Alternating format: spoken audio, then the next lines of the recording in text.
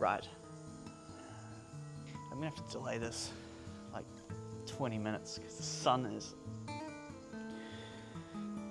is up there and it hurts. All right, so the sun is a little bit more manageable. So people have been asking me, what is my POTA setup? What do I use on a daily POTA activation? So, mainly it does consist of this sort of kit. We have a 12 volts, 12 amp hour battery with a connector I made myself. A simple red and black power cable with spade connectors, like so.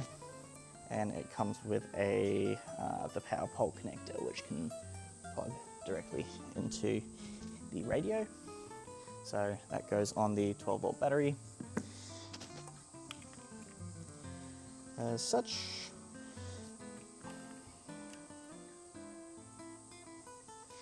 and that is what I use for power use. For transmission cable, I use RJ58 cable. This comes from JCar. It's the cheap and nasty stuff. It's cheap and nasty, but it does the job for HF. You wouldn't want to use this sort of cable for UHF, VHF, as it just doesn't work as well. There is a lot of loss on it for those frequencies, but for HF it's perfectly fine, and I've got about 10 meters of it. You cut the cable, and I crimped on a UHF connector, an SO259 connector onto the end of that. That plugs into the radio and the antenna. So that's what I use for the transmission cable. I'm just making sure no one's there. So the antenna I have now, obviously this changes for every activation I do.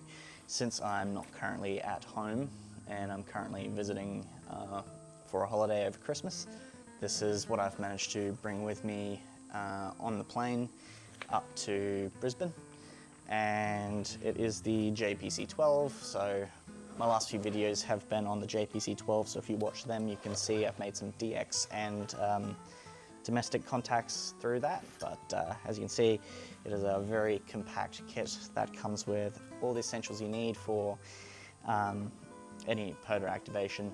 It does 40 meters all the way to 6 meters, so good piece of kit to have.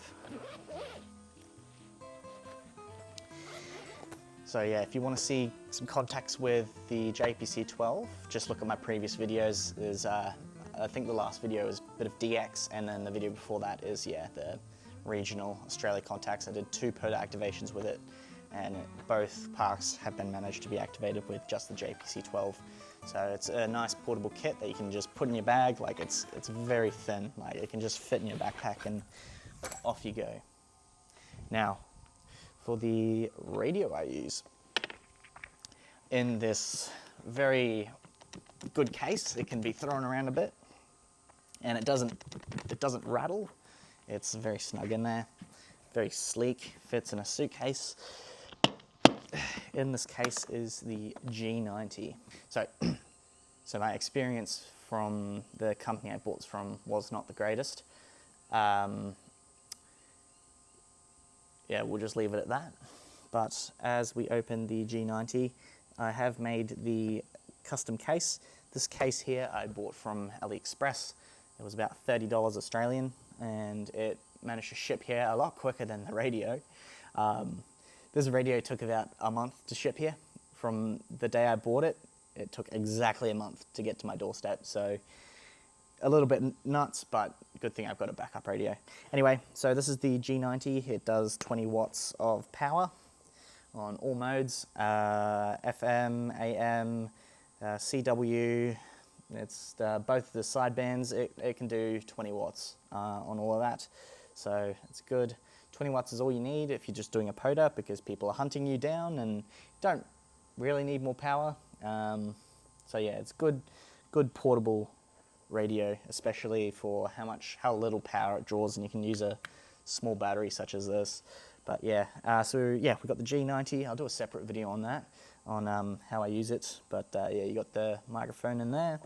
Comes in a very, very compact kit, which can just be taken on a plane, like I have demonstrated to get here. And like I said, very rugged. Not much is breaking it, so yeah.